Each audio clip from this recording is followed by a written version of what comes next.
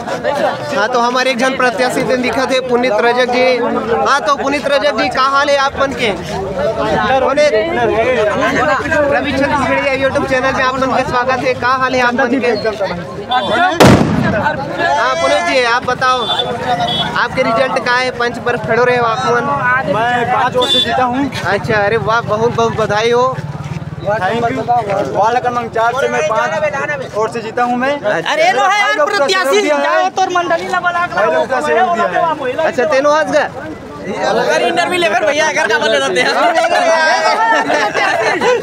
मंडली नहीं जवाब यहाँ में सुने में आवत है कि खर मंडली ने तेन प्रत्याशी रही से चलो वैसे पंच प्रतिनिधि कहे जा सकते।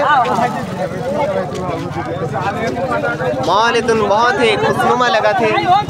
सब जल्ला उत्सुकता है सबसे बड़े सरपंच के रिजल्ट के बारे में जाने के।